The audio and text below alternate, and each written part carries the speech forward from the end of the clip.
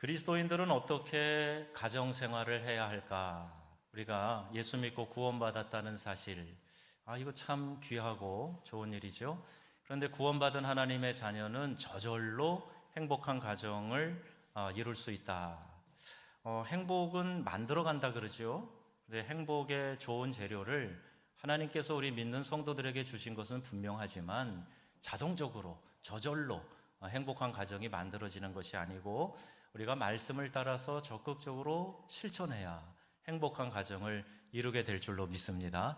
그래서 오늘 부부주일에 이 말씀을 나누려고 해요. 특별히 부부가 함께 신앙생활을 하지 않는 경우에 우리 교회도 많이 계시잖아요. 참 여러 가지 어려운 문제들이 있습니다. 그래서 오늘은 이 말씀을 본문으로 다루고 혼자 신앙생활하는 분들, 특별히 아내분들이 혼자 신앙생활을 하게 될 때에 어떤 마음의 자세로, 어떤 행동으로 신앙생활을 해야 될까 하는 것을 오늘 우리 말씀에서 잘 가르쳐주고 있어요. 여러분, 이 말씀이 여러분의 삶의 귀한 영의 양식이 될 수 있기를 축복합니다. 사도 베드로가 성령의 감동을 받아서 이 편지를 쓸 당시 그때 사회 문화의 상황은 어땠는가? 이 로마 사회의 여성들의 지위라는 것은 아주 말이 아니었습니다. 그런 사회 속에서 더군다나 예수 믿으면 핍박과 고난을 받는 그런 문화 속에서요, 믿지 않는 남편과 같이 살아가면서 신앙생활, 가정생활, 어떻게 영위할 것인가 하는 것이 문제로 제기가 되었던 거예요. 그래서 사도 베드로는 특별히 그런 어려운 처지에 있는 아내들에게 이 편지를 쓰게 된 것입니다. 오늘 주신 말씀 1에서 6절까지 보면 이런 분위기 속에 살고 있는 아내가 믿지 않는 남편에게 순종하라 이렇게 강조합니다. 아내가 남편에게 순종하는 것, 이것을 순종의 미학이라고도 누가 표현을 했는데요, 순종이 얼마나 아름다운지 오늘 본문 1절에 말씀하고 있어요. 아내된 자들아 이와 같이 남편에게 순종하라 했을 때에 아내된 자들아 이와 같이, 뭐와 같이인가요? 예수님께서 성부 하나님에게 온전히 순종하셨던 것처럼, 그 질서 가운데 온전히 순종하셨던 것처럼 이와 같이 아내들아 남편에게 순종하라 이렇게 말씀하고 있는 겁니다. 여기에 나오는 순종은 그러므로 질서의 중요성을 강조하고 있는 그 말씀이에요. 여성이 남성보다 열등하기 때문에, 힘이 없기 때문에 남편에게 순종하라 이렇게 말하는 거 아닙니다. 질서를 사랑하시고 아내의 심리를 아시는 하나님께서 가정의 행복을 위해서 아내의 순종을 강조하고 계시는 거죠. 믿지 않는 남편이라고 할지라도 그 남편에게 순종해야 된다 하는 것을 강조하는데 그 이유가 뭘까? 우리 가운데 이제 믿지 않는 남편과 함께 사시는 많은 성도님들이 이 말씀을 잘 듣고 묵상하시면 좋겠습니다. 아내가 남편에게 순종해야 될 이유가 뭘까? 그 첫 번째는요, 주님의 명령이기 때문이에요. 누구의 명령이라 그랬어요? 예, 주님의 명령입니다. 아내들아 남편들에게, 자기 남편에게 순종하라 했던 이 말씀은 남편의 명령이 아니고요, 주님의 명령이에요. 그래서 우리가 여기에서부터 출발을 해야 됩니다.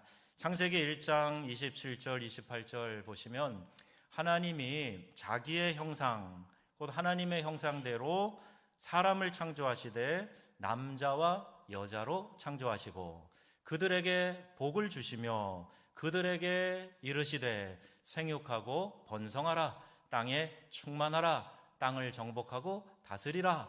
이렇게 하나님께서 복을 명하셨어요. 여기에 그들이라고 복수로 표현된 것은 아담과 하와 둘 다에게 복을 주셨다 하는 그런 의미이지요. 다시 말하면 남자와 여자에게 똑같은 권한을 하나님께서 허락해 주신 겁니다.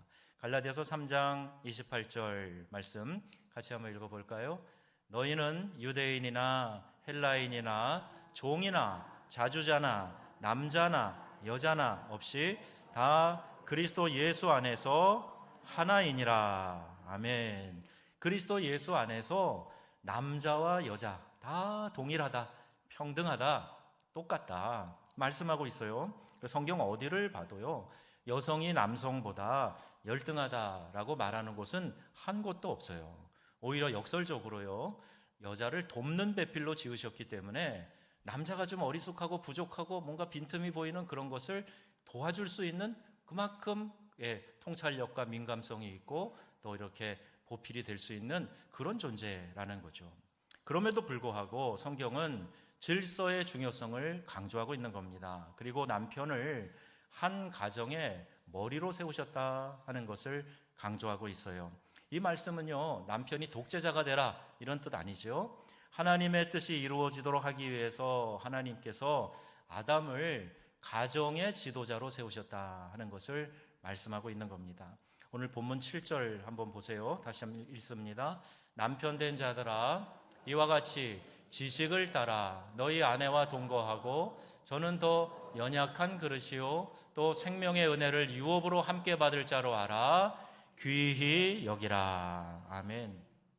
남편과 아내는 생명의 은혜를 받는 일에 있어서 전혀 차별이 없어요. 그러므로 남성이 여성보다 결코 우월하다고 성경은 가르치고 있지 않습니다. 가정에서도 주님께서는 이 질서를 요구하고 계세요. 그렇기 때문에 하나님께서 아내들아 자기 남편에게 순종해라 이렇게 말씀하고 계시는 거예요. 주님의 명령은 깊은 의미가 있습니다. 하나님께서 우리에게 무엇을 명하실 때는요, 그 명령을 따르는 사람에게 복을 주시기 위해서예요. 하나님이 그저 말씀만 하시는 게 아니라 우리를 어떻게 옥죄기 위해서 어떤 율법으로 얽어매기 위해서 말씀하시는 게 아니라 그렇게 행하면 너에게 복이 된다 하기 때문에 명하고 계시는 겁니다. 하나님께서 세우신 질서 안에서 순종할 때 여러분과 여러분 가정에 하나님께서 은혜와 복을 부어주실 줄로 믿습니다. 둘째는요, 왜 아내가 남편에게 순종해야 될까에 대해서 복음 증거의 기회가 되기 때문입니다. 1절, 2절만 보면 그 순종의 태도가 복음 증거하는 데 있어서 얼마나 중요한가 하는 것을 알게 돼요. 아내가 남편에게 순종하는 태도를 통해서 남편에게 전도할 수 있는 길이 열린다는 말이에요. 가령 아내가 남편에게 그 성미를 계속 건드려 보세요. 전도의 기회가 막히고 말 겁니다. 아유, 저 마누라가 나가는 교회 나 절대 안 나간다. 나는 예수 절대 안 믿겠다. 이런 맹세를 거듭하게 될지 몰라요. 물론 이것은 남자의 오만한 자존심일 수도 있지만 남편에게 전도하기 위해서라도 아내는 남편에게 잘 순종해야 한다는 거예요. 여러분, 한 영혼 구원하기 위해서 얼마나 우리가 최선의 노력을 합니까? 그런데 내가 가장 가까이 있고 가장 사랑하는 그 내 남편이 이렇게 내가 잘 순종하고 나긋나긋하게 남편의 비위도 맞춰가면서 이렇게 잘 대하면 남편이 교회 올 수 있고 구원받을 수 있다? 그러면 그런 수고 정도는 해야 되지 않겠는가? 이런 마음이 그런 마음 드시죠? 인간관계가 가까울수록 사람들은요, 설교가 아닌 감동이 필요합니다. 그 감동은 우리의 삶을 통해서 우러나와야 되는 거죠. 그러므로 아내는 남편에게 감동을 줄 수 있는 순종을 해야 해요. 오늘 1절 말씀 보시겠습니다. 아내된 자들아, 이와 같이 자기 남편에게 순종하라. 이는 혹 말씀을 순종치 않는 자라도 말로 말미암지 않고 그 아내의 행위로 말미암아 구원을 얻게 하려 함이니. 아멘. 여기 나오는 말, 그 아내의 말, 이것은요, 수다를 말합니다. 아내의 잔소리가 남편을 구원시키지 못한다는 거예요. 이것은 구원의 문제만이 아니라요, 남자들은 잔소리하면 절대 안 듣습니다. 감동을 줘야 돼요. 잔소리한다고 남자가 바뀝니까? 안 바뀌어요. 어거스틴의 어머니 모니카는요, 아들 어거스틴의 구원을 위해서 오랜 세월 동안 기도했어요. 여러분, 어거스틴을 우리가 성 어거스틴이라고 성인 취급을 하지요. 그런데 그 젊은 날에는요, 만이교회도 심취하고 쾌락을 쫓아가고 방황을 많이 했습니다. 남편도 이 방황을 했어요. 그런데 죽기 전에 주님 앞으로 돌아왔다고 합니다. 모니카의 간절한 기도가 응답이 된 거죠. 어거스틴의 참회록을 보면요, 그가 예수 믿고 회심하고 참회록을 썼는데 거기에 우리 어머니는 아버지를 마치 주님을 모시듯 하였습니다. 이렇게 기록이 되어 있어요. 아까 아버지도 방탕했다고 그랬잖아요. 방탕하면은 따라오는 세 가지 중요한 단어가 있어요. 술, 그 다음에 이성 폭력, 가정 폭력. 그런데 그럼에도 불구하고 이 모니카의 간절한 기도와 신앙의 행위가 그를 감동시킨 거예요. 그것을 보고 있던 어거스틴도 우리 어머니는 정말 우리 아버지를 저렇게 행하시는데도 불구하고 주님을 모시듯 했다 하면서 그 진한 감동을 이렇게 회고하며 기록하고 있습니다. 모니카의 이런 삶의 태도가 깊은 감동을 줘서 마침내 남편도 주님 앞으로, 또 방탕하던 아들도 주님 앞으로 와서 성 어거스틴이라고 부림받게 되었던 거예요. 여러분, 가까울수록 말은 통하지 않아요. 우리의 행위가 중요합니다. 우리 자녀들이 부모의 행위를, 신앙의 행위를 다 지켜보고 있어요. 그런데 우리가 말로만 교회 가야지, 헌금해야지. 아니요, 자녀는 부모님의 행위를 보고 따라갑니다. 오늘 주신 말씀 2절을 보세요. 너희의 두려워하며 정결한 뭐를 본다고요? 행위를 봄이라 했습니다. 여기서 두려워하며 라는 것은 사람을 두려워하는 게 아니에요. 하나님을 경외하는 것을 의미합니다. 다시 말하면 하나님을 두렵고 떨림으로 대하는 게 경외예요. 여러분, 하나님이 가깝게 느껴지고 우리의 친구 되신다 그러니까요, 나는 아무렇게 하나 해도 하나님 무조건 나를 사랑하시고 무조건 하나님은 이 사랑만 베푸실 거야, 이렇게만 생각하면 경외감이 자꾸 없어져요. 하나님은 공의의 하나님이시다라는 것을 균형 있게 생각을 할 때에 하나님을 경외하는 마음이 생기고 여호와의 이름을 망령되이 일컫는 일이 없게 되고 주님의 몸된 공동체를 거룩하게 보존하고 성장시키는 일에 내가 동참하게 되는 거죠. 하나님을 두려워하는 신앙적 행위와 함께 그 다음에 여기 정결한 행위는 도덕적인 행위를 말합니다. 이것은 신앙적으로 하나님을 경외하고 도덕적으로 정결한 아내의 그 태도를 통해서 남편이 무언의 메시지, 무언의 설교를 듣는 거예요. 그리고 가장 감동스러운 설교는 바로 이와 같은 삶으로 보여주는 설교인 것이지요. 그래서 여러분, 우리의 삶 속에서 더욱더 복음 증거의 기회가 될 수 있도록 이렇게 순종함으로 나아갈 수 있는 명성의 가족들 되시기를 주님의 이름으로 축복합니다. 세 번째는요, 그 스스로가 인격의 단장이 되기 때문에 순종하라는 거예요. 아내가 남편에게 순종하는 태도가 아내의 인격을 더욱 고상하고 성숙하고 아름답게 만들어준단 말입니다. 예수 믿고 제일 우리가 먼저 배워야 될 것이 무엇인가? 그러면요, 지체 없이 순종이라고 얘기해요. 믿음을 통해서 예수님 앞에 나가잖아요. 그런 다음에는 뭐가 필요한가? 순종하는 거예요. 그래서 교회에 수많은 순종에 대한 말씀과 가르침이 있는 겁니다. 하나님의 말씀에 잘 순종하면 그게 복이 되는 삶이 되는 것인데, 말씀에 순종하지 않고 자꾸 내가 하던 버릇대로 내 육신의 소욕대로 불순종하고 따라가니까 그 은혜를 누리지 못하잖아요. 그래서 순종해야 됩니다, 순종해야 됩니다, 이런 말씀을 자주 강조하게 되는 거예요. 하나님을 향한 순종이든지 권위자에 대한 순종이든지 이 순종의 태도처럼 귀한 것이 없어요. 왜냐하면요, 이 시대는요 반항의 시대예요. 어떤 것에 대해서 무조건 부딪히고 반항하는 그것이 오히려 지성인이고 뭔가 좀 속 깊은 사람인 것처럼 이렇게 사회 분위기가 흘러가고 있습니다. 동방예의지국인 우리 대한민국에서도 어른들의 권위 공간이 사라져 버렸어요. 요새는요, 아이들이 최고예요. 아이들이 요새 10대 무서워가지고 길 가다가 말 한마디도 잘못 훈수하면 안 되는 그런 상황을 우리가 보게 됩니다. 여러분, 이런 시대일수록 직장에서나 어느 조직에서나 이런 권위가 파괴되고 무질서가 횡행하는 시대일수록 예수 믿는 사람이 권위 질서에 잘 순종하고 앞장서서 그 일을 잘 감당하면요, 그게 아주 빛이 나게 되는 거예요. 예수 믿는 사람들은 참 좋다, 마음이 참 선하다, 이런 말을 우리가 듣게 되고 그것이 바로 복음 전도의 기회가 또 되는 것이지요. 여러분, 이렇게 순종하기 위해서는, 특히 아내가 남편에게 순종하기 위해서는 많은 인내가 필요합니다.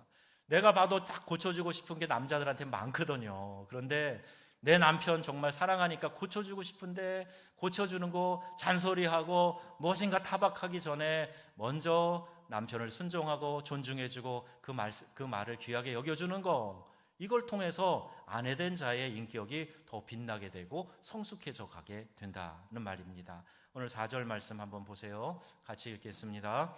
오직 마음에 숨은 사람을 온유하고 안정한 심령에 썩지 아니할 것으로 하라. 이는 하나님 앞에 값진 것이니라. 아멘. 모든 예수 믿는 부인들이 반드시 가져야 할 인격의 덕목 두 가지가 여기 나오고 있어요. 그 하나가 바로 온유함입니다. 제가 뭐라 그랬지요? 온유함이에요. 온유라는 말은요, 힘이 다스려지고 있는 상태를 말합니다.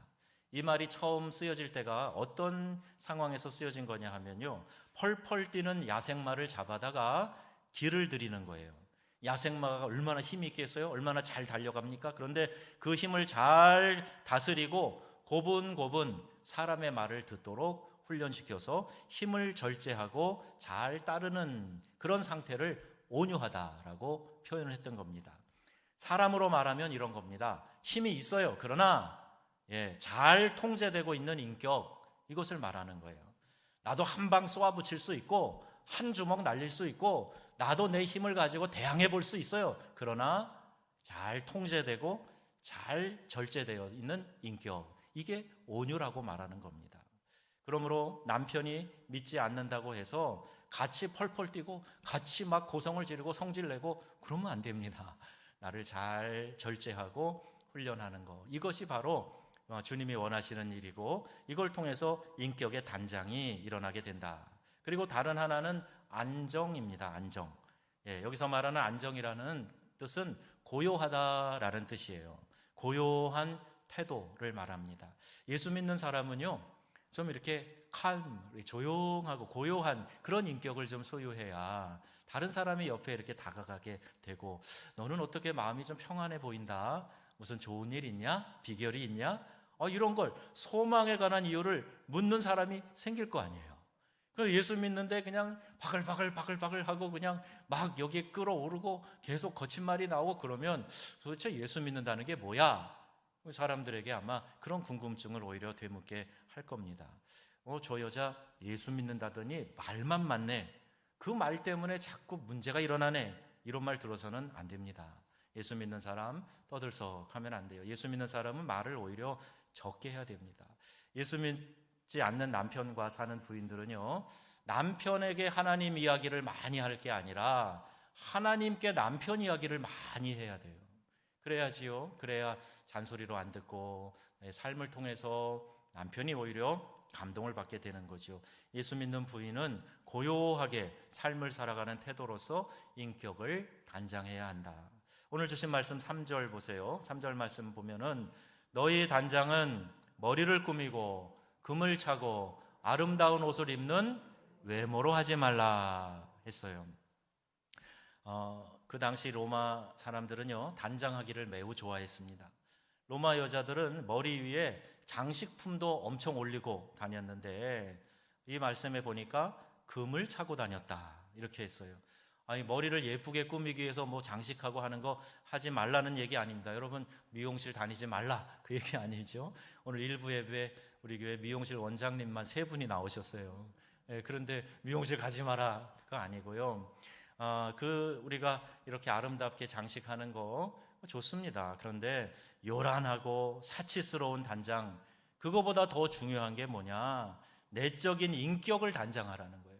말씀으로 내 인격을 깨끗하고 맑게 고상하게 만들어 가라는 거예요.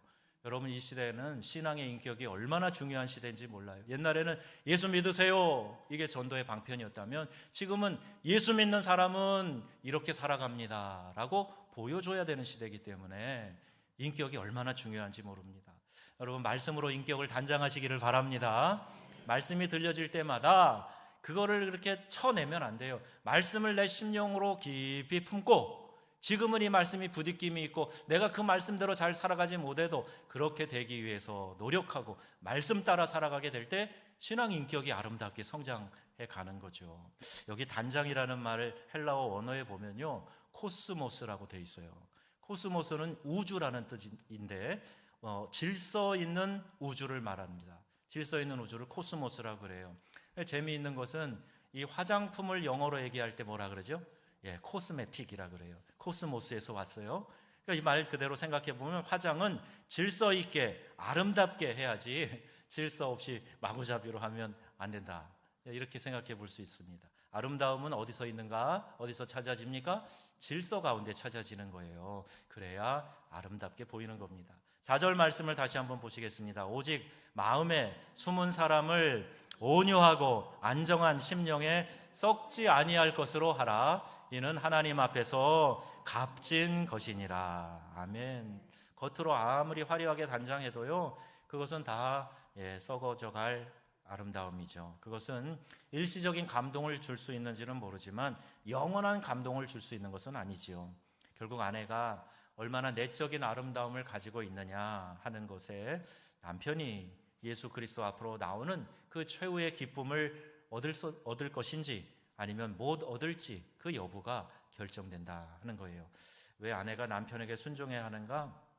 아내의 인격의 단장이기 때문이다 말씀드렸는데, 잠언에 보면요 재미난 말씀이 있어요. 11장 21절 22절인데요 이런 말씀입니다. 시작. 아름다운 여인이 삼가하지 아니하는 것은 마치 돼지 코에 금고리 같으니라. 아멘. 돼지 코에 금고리를 이렇게 걸었다고 생각해도 얼마나 우스꽝스럽겠습니까? 내적인 아름다움이 없이 외모만 단장하는데 이렇게 몰입하고 거기 심취하고 그러는 거 우스꽝스러운 것이다. 해학적으로 표현하고 있는 거예요. 삼가하지 아니한다라는 말이 그것을 보충해 주고 있는데, 삼가하지 아니하는 것은 마치 돼지 코에 이렇게 되잖아요. 그 말씀의 의미는 그리스도인의 아름다운 태도를 갖추지 못한 것, 이것을 얘기해요. 그리스도인이라는 이름은 있는데, 타이틀은 있는데, 내 신앙의 경력은, 이력은 화려한데, 그런데 내 삶에서 이 아름다운 태도를 갖추지 못할 때 이게 마치 돼지 코에 달려있는 금고리처럼 우스꽝스러운 것이 될 수 있다는 거예요. 세상이 비웃는 요소가 될 수 있다는 겁니다. 그래서 여러분, 우리가 믿음으로 정결하게 우리 자신을 꾸미고 그렇게 하나님 앞에서 살아가게 될 때 이렇게 순종함을 통해서 인격의 아름다운 단장을 하게 된다 하는 사실을 기억하시기를 바랍니다.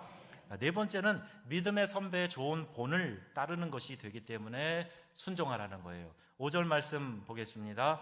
전에 하나님께 소망을 두었던 거룩한 부녀들도 이와 같이 자기 남편에게 순종함으로 자기를 단장하였나니.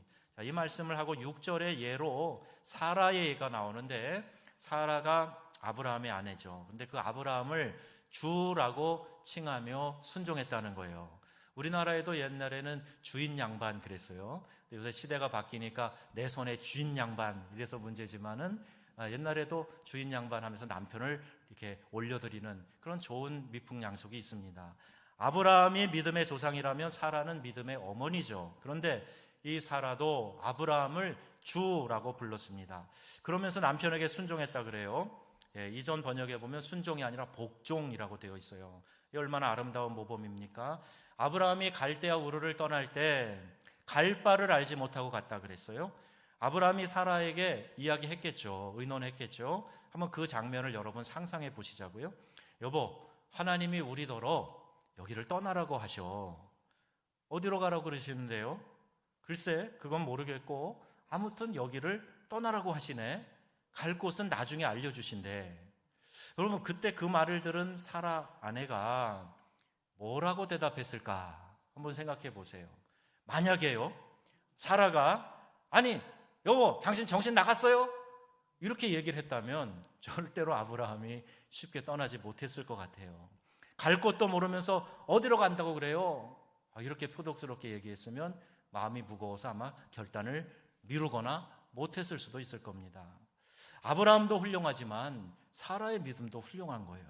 믿음은 항상 이 배우자가 이렇게 함께 시너지가 일어나기 때문에 그래요. 그러므로 위대한 믿음의 조상 곁에는 믿음의 아내가 있었다 하는 사실을 기억해야 됩니다. 사랑하는 아내 되시는 여러분, 그리고 아내 되실 여러분, 앞서간 믿음의 여성들의 본을 따라서 남편을 향한 이 신앙의 태도의 중요성을 꼭 배우시기를 바랍니다. 아멘을 적게 하시네요. 꼭 순종을 배우시기를 바랍니다. 아멘. 그러면 남편은요, 아내에게 어떤 태도를 가져야 할까요? 먼저 7절 말씀입니다. 남편 된 자들아, 이와 같이 지식을 따라, 이 말이 나와요. 남편은 아내에 대해서 좀 알아야 됩니다. 남편들은요, 일반적으로 아내에 대해서 잘 몰라요. 제가 이 설교하면 집에 가면 우리 아내가 꼭 얘기할 겁니다. 당신은 좀 알아요? 이렇게 물어볼 것 같아요. 남편 된 여러분, 아내의 생일, 결혼 기념일 잘 기억하고 계십니까? 아내의 건강 상태나 고민하는 문제 아시고 계세요? 아내는 결혼했으니까 뭐 남편의 꿈이 내 꿈, 아니요. 아내들도 마음에 품고 있는 소망이 있어요. 간직하고 있는 꿈이 있습니다. 그거 아십니까? 어떻게 하면 아내를 좀 잘 알 수 있을까? 대화해야지요. 지속적인 대화, 관심을 가져야죠. 그리고 함께 소통하다 보면 아내에 대해서 더 많이 알게 됩니다. 이게 사랑입니다. 그리고 신체적인 면으로 너희 아내와 동거하고 라고 되어 있는데, 이 말은 성생활의 책임을 뜻하기도 합니다.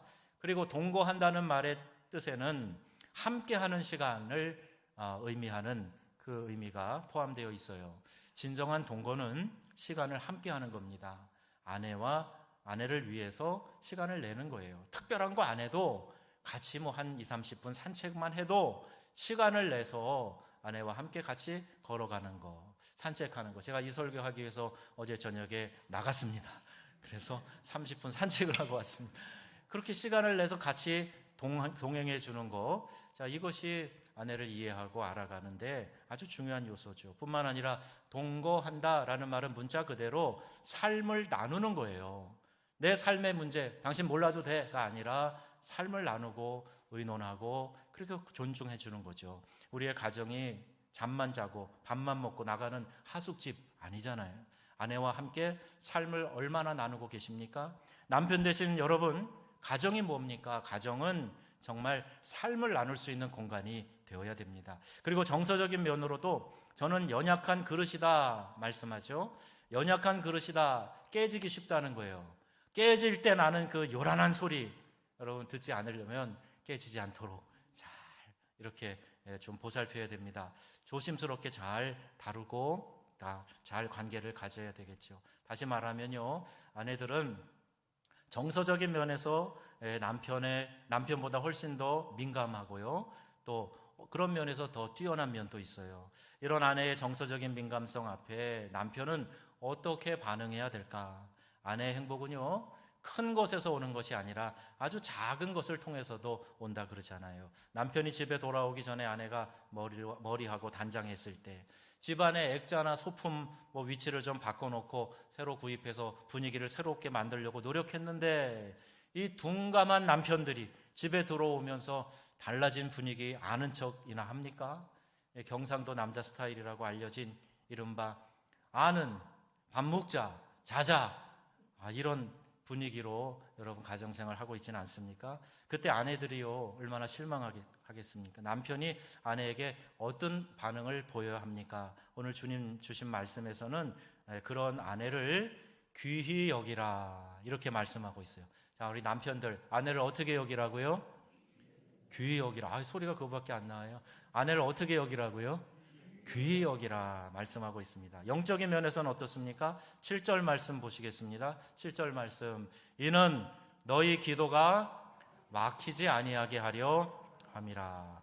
지금까지 말씀드린 대로 남편과 아내가 지적인 면에서, 신체적인 면에서, 정서적인 면에서 정상적인 관계가 유지되어야 하나님께 드리는 기도가 막히지 않는다는 거예요. 비근한 예로 여러분, 남편하고 막 아내가 투닥투닥 막 큰 소리로 싸웠어요. 그럼 여러분 기도가 나옵니까? 내 마음이 막 부글부글하고 막 분하고 막 이런데 그 상태에서 여러분, 주님 감사합니다, 그렇게 기도가 돼요? 기도하고 싶은 마음이 아마 싹 가시고 말 거예요. 이 감정이 가라앉게 될 때까지. 그래서 저는요, 아내랑 불편하면 제가 먼저 가가지고요 풀어줍니다. 제가 불편하면 안 되니까.